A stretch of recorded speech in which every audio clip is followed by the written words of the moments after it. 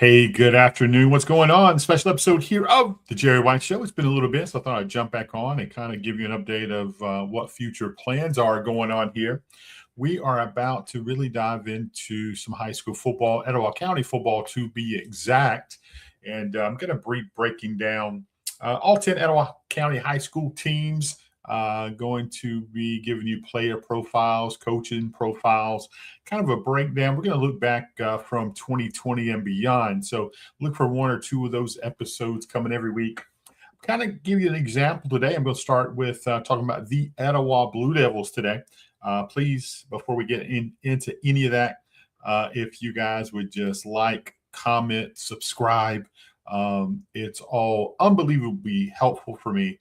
I appreciate everyone's support. It means more to me than you could possibly think, man. This is we have a lot of fun doing this, and really going to get focused on the Jerry White Show. But don't fail, don't get upset. Jeff and I are still doing great things over at Capal. We got a couple great episodes coming out later in the week.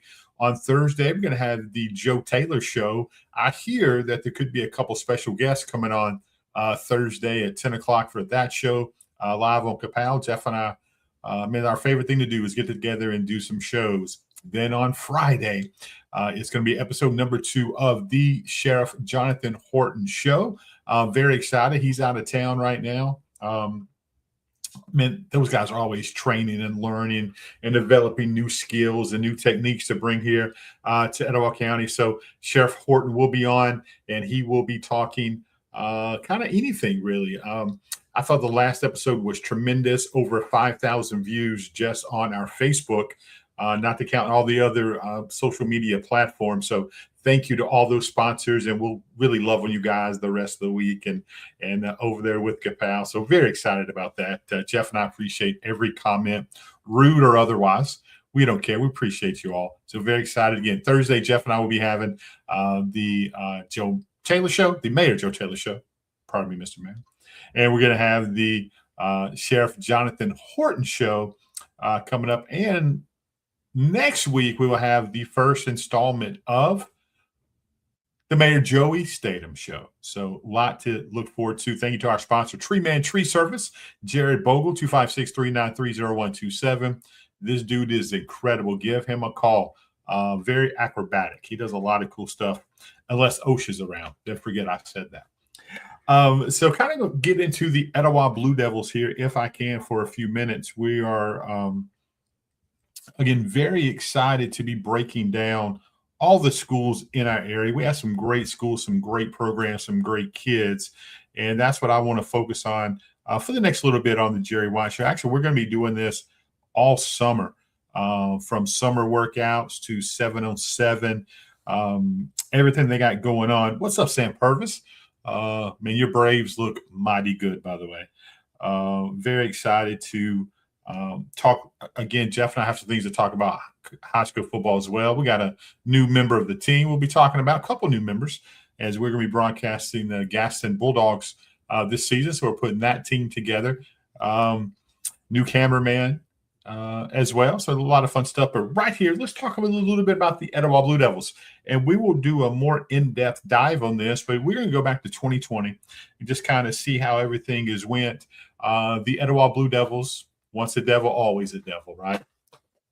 Man, I love Etowah. I love that school system, and certainly love the Etowah Blue Devils. And that is put some respect when you talk their name. That is the 16-time region champion, 2-time state champion, Etowah Blue Devils. Their last region championship came in 2020. The only thing I'm really concerned about is looking back from the mid-'80s till now is enrollment. Right at 319 kids. So obviously they were 650, 675 back in the mid-'80s. Obviously, we knew a lot that went into that with the bus route for the county and all that. But 319 kids. It is Stephen Culverson.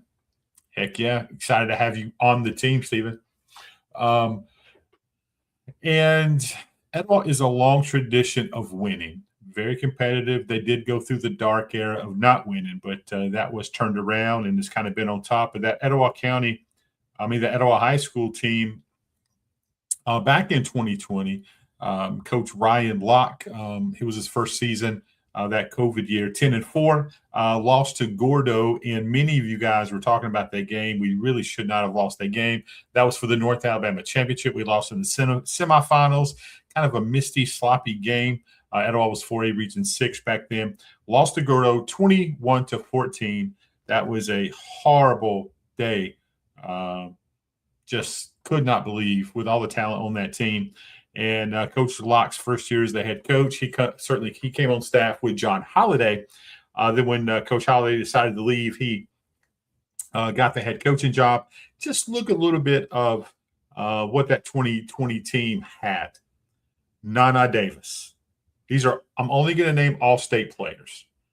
Nana Davis, Ollie Finch, Trevor Gladden. He don't get near the respect that he deserves at the linebacker position. Toby Camp just graduated college. Man, he made us proud. What a heck of an athlete Toby was. And who I think is the best running back to come through Etowah High School since Carnell Williams. That is Trent Davis. That was an amazing team. They went on a run. And honestly, should not have lost that game. That should have been a state championship game. But we're not going to come on here and cry over spilt state championships. We'll be here all day. Hey, like, comment, subscribe. It matters more than you know. I really appreciate that. Since 2020, Etowah is 32-36, and that's hard for me to wrap my head around. So you just look about the comings and goings. That next year, Ryan Locke's last year's head coach, 6-5. They lost to Priceville in the first round, 31-14. Blake Matthews, and, of course, my dude, Jeff Underwood. We were calling that game outside on the porch, unbelievably cold, on the home side with some rowdy fans who were participating in some cool libations, we'll say. Playoff football in Alabama, I guess it was. So lost that, but again, 31-14, not the game we wanted. Still a lot of good players on that team. Two all-state players on that 2021 team. Jacob Sanford, he just graduated college as well. Had a great career at Lindsey Wilson. Excited to see what he's going to be doing. Hopefully he'll be coaching, man. I think he's going to make an outstanding coach. And Omarion Finch, brother of Ollie, very underrated wide receiver, tight end. He played a little bit of both. He was also an all-state player on that team. 6-5, again, lost in the first round. Then in 2022, this one hurts too. On the road, lost we were 8-4 for the season, lost in the second round at Deschler. What a football game. Again, one of those games we never should have lost. Matt Glover was his first year's head coach for that season. And Omarion Finch back as an all-state player on that team, a wide receiver, and also Trace Thompson, the quarterback, all-state, does a great job, man. I miss that kid. So proud of what he's doing. He's playing ball at JSU now. He's a daddy, doing good things there locally. So we're very excited about Trace. But that 2022 team also is a state championship quality team. Lost that game 36-33 in the round 2 at Deschler. That devastated Jeff and Blake. I just could not believe we did not advance. Such a good team. Then now's when you really see the slide. That was an 8-4 team. Again, 2020, 10-4, 2021, 6-5, and 2022, 8-4. 2023, the wheels kind of fell off. Halfway through the season, or a third of the way through the season, Matt Glover was not retained, or actually he was put on administrative leave, and then Coach Bone took over, and I think he did a great job. Blake Bone did an outstanding job. That team actually made the playoff. They were only 3-8 that season, but you won the right 3 games to make the playoffs. So that was good to see. But first round, West Morgan were loaded. And I think at that point, honestly, I think this Etowah team was just ready for the season to be over. And I hate to say that, but I think that's kind of how it played out. And who could blame everything going on? Coach Bone was able to take over. And thank you, Coach Bone, for being willing to step up and do that. So then at the end of that season, Coach Matt Glover was not retained, and they brought in Scott Peavy. And I think the best thing Scott did was start a wrestling program at Etowah, something I think is needed for a long, long time. We'll get to that on another show. Scott Peavy came in 4-6 on the year, didn't make the playoffs. Did have an all-state player in Jamison Sissom, who is now playing football at JSU. Very excited playing with Trace and the boys over there. He's wearing a number very special to Jeff and I, 44. So very excited to see what that kid does over there. He was an all-state as an athlete, could have been a running back, could have been a wide receiver. Heck, he could have probably played left tackle. The dude is just a special, special talent.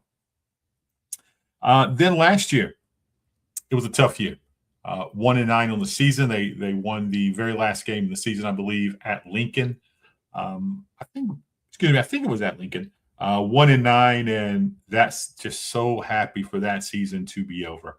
So since 2020, Etowah is 32-36, and 5 coaches. Let that sink in. 5 coaches since 2020. Ryan Locke, 2 years. Matt Glover, 1.5 years. Coach Blake Bone, half a year. Scott Peavy, 2 years. And so I think the true Italians, they were ready for a change. And this is a proud program, a proud organization, a proud city. And it was time for them to make a change, but not just any coach. That's no disrespect to any of the coaches on here. Ryan Locke is one of Jeff and I's favorite people. And I cannot tell you what we feel about Coach Bone as well. And Scott Peavy, again, great job. He's a different kind of cat, man. We like that dude. We call him Baby Thanos. He looks like Thanos from the movies. But kind of breaking this down and just getting into it a little bit, I noticed that Etowah's last playoff appearance was 2023. But 5 coaches since 2020 with all those state all-state players on that team. We underachieved. That's what I will say. We certainly underachieved. And so we turn the page now. Everything is different in high school football. Now private and public has split. It took away. So Etowah has been in the last several years, they've been in 4A Region 6. Now they dropped down to 3A Region 6. And before I get into that schedule and those teams who they're going to play out of region, we have to talk about Davin Hawkins. This is a high energy dude. This guy knows how to coach. He knows how to recruit. This guy was awarded as a college recruiter. I think 2 years ago he was the top recruiter in not community college, but yeah, JUCO football. And he's just his personality, his energy, his work ethic is amazing, and that bleeds in. I can see why he was a great recruiter. We got to do Jeff and I got to interview him. He made some time for us a couple of weeks ago, so we got to sit down and see how infectious his personality really is. And he has a plan.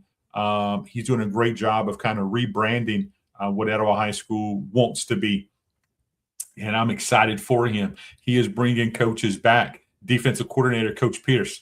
Everyone knows Philip Pierce, man. We've been friends a long, long time. He is coached in this program. He's coached dang near every kid here. He gets them at the elementary school. This dude loves on these kids. And he is a really good high school football coach. I will let them announce the rest of their staff. I'm not going to do it. It's not for me to say, but I'm excited once it's released to really talk about it. So now Davin is an Etowah guy. He is, and he's bringing past Etowah guys on the staff and into the community. I love what Joey Nance is doing. Again, Joey Nance and I have a lot of history, man. We go back many, many years. I cannot tell you how much I respect that guy. He's on the Board of Education, should be leading the booster program. I hope he is. He is a guy that's passionate. He's a winner. He does things the right way. He cares about the kids. He cares about the program. So hats off to you, Joey. I know sometimes you watch, most of the time you don't. I get that. I wouldn't watch me either. So let's talk a little bit about um, this top to bottom region. So thankfully, when you look at travel, it could have been a lot worse. We will be breaking down a lot of teams in the area, but we're going to focus on the 10 Etowah County schools. It is, a typical region. So it's you got a 17 region, 18 region. So you're playing 7 games region play. So Etowah last year they were 4A. They went 1-9. Glencoe also has a new coach. We'll be breaking that down. B.J. Brooks comes home. Glencoe was a 3A team last year, and they had a great season. And they made it to the first round of the playoffs. They were 7-4. They were 3A last year. Hanceville had a tough season last year, 0-10. They were also a 3A. Hoax Bluff, physical, strong, tough football team. They were 4A last year. They finished 4-6. I think that was really a disappointing season. I think they had some injuries and didn't make it as far as probably most people thought they would. Then Holly Pond. They were a 3A team. They went 5-5 last year. Aniana.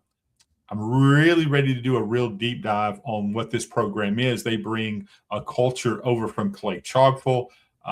They have an offensive coordinator, his first year on the job that we talked about, former high-level college quarterback. He was on the Jerry White Show several weeks ago. I'll probably repost that video. They are doing the right things over there. I'm excited to see how that program goes. They were 4A last year, and they were 5-5 as well.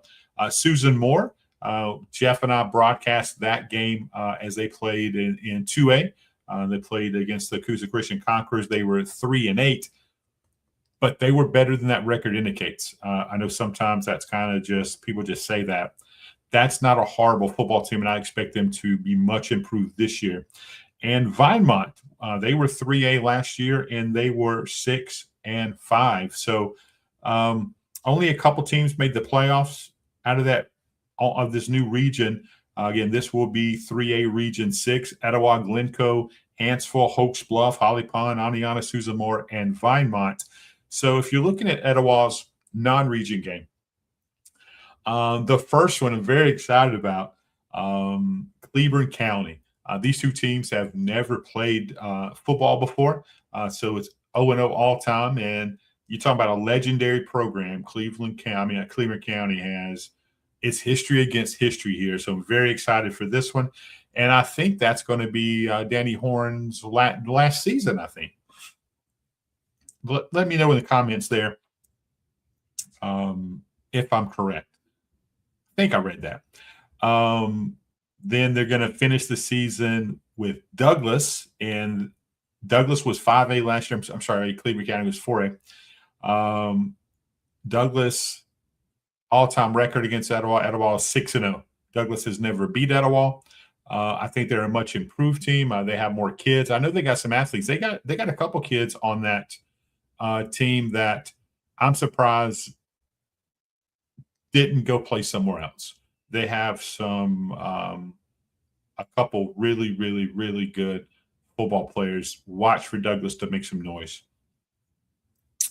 And then you have the Battle of Highway 77, the Southside Panthers. Miles Holcomb takes back over that program. Lost a couple kids, lost one to Tennessee. And but Miles is creative, and he's bringing some new coaches on that staff. It's going to be a typical heated Etowah Southside rivalry. Etowah holds the all-time record 30-15 and one tying that record 30-15-1 against Southside. And Southside is a 5A team, so they match up. Their non-region game is 4A, 5A, 5A. So very, very intriguing matchups there. And again, I don't think – let's look at their away games. And again, thank you guys so much for tuning in, and thank you to my sponsor, the Tree Man up there, Jared Bogle. So the way the season is going to play out for the Blue Devils is they open up on August the 20th at home, Cleburne County. Then they have a bye week, week 2. Then they have two very important region games. It starts versus you got Hokes Bluff at home and you have Glencoe at home. So you're getting those two big time rivals out of the way. That's really going to set the tone for the season. Then you have a very important 3-game road trip. You go to Susan Moore. You head up Highway 77 to Southside in that non-region game. Then you're at Vinemont. So you open the season 3 games at home. You're on the road for 3 games. After that Vinemont game, you get to come back home for Hansville. Then you go to Aniana, which I think that might be the toughest game of the year. At the end of the season, you know what you have. Assuming injuries are held in check, that should be a very, very good matchup right there.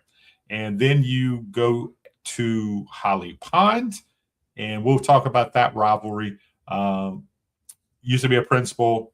Now he's a principal up there. So we'll talk about Nate Ayers with that goes. Then you close your season at home, senior night versus Douglas. And so I'm very, very excited to see what this new team's going to look like. I think when we're talking, I don't know what coaches he's bringing with him offensively or what their offensive game set's going to be or what they want to do. They have some athletes. They have buy-in, so I expect a lot of things. It was offense that kind of got away from them last year. They're known for a high-powered offense. Under 16 points a game, 15.4 points a game last year for Etowah, and they gave up over 32. So that is a something that Davin is certainly going to really put his mark on, is the offensive side of the football. So when you talk about what difference can he make, a coach can make all the difference in the world. First of all, these kids, you can coach them hard once you know how that once these kids know that coach loves them. And advantage, he has Coach Pierce there. All these kids know Coach Pierce, and they know Coach Pierce is going to coach them hard. And so it's going to be very, very interesting. This is just kind of a minor breakdown. I'm just kind of giving you guys, hey, here's what's kind of what the show is going to be a couple of times a week. Still going to be doing interviews, going to be bringing coaches on, going to be bringing some college coaches on, and stuff like we've been doing. And again, a lot of stuff going on over on our Kapow network. Jeff and I will be doing the Joe Taylor show on Thursday, the Sheriff Jonathan Horton show on Friday, and we'll have a lot of political interviews coming in probably starting next week. A couple races. We have the Etowah County Sheriff race coming on. And we've had both those candidates on already. And then we have Etowah County Commission seat 4 is heating up. And, of course, District 10, Alabama Senate District 10 with Andrew Jones, the incumbent, and also Amy Minton. That's going to be the Republican primary coming up. So very excited to have those guests on that want to come on. And heck, we have a lot of other cool guests lined up on the Kapow side. Very excited to see what's going on over there. Guys, please follow. And a lot of advertising opportunities on both those channels. Don't forget we're doing the Southside show as well coming up on Kapow, but right here on the Jerry White Show. Please like, comment, subscribe. It doesn't cost you a penny, but it helps me more than you possibly know. Hey, over my left shoulder, we see that number 12. That's all you Notre Dame fans, all 7 of you. That's CJ Carr's freshman jersey. Thought I would throw that up there a little bit, get a little look for that. So anyway, that's kind of all I got today. Just want to jump on for a few minutes, and we're going to be pushing out a lot of content. We have a lot of advertising opportunities coming up. Very excited to be bringing you a lot of just fun content. And as always, in the messages, man, you guys comment. We have a lot of great athletes to talk about right now in the middle of track season. We have a ton of kids who are getting track scholarships. We have what else got going on? We have soccer, state championship soccer is going on. So a lot of cool stuff going on in our area. Go support your program. Excuse me. Give me a little supples of coffee here. Go support your school. Go support these kids. And how about this? Let's just be nice. Can we try being nice? Um, it does matter. It really does matter. Just treat people the right way. I'm going to leave it right there. Love you guys. Jerry White.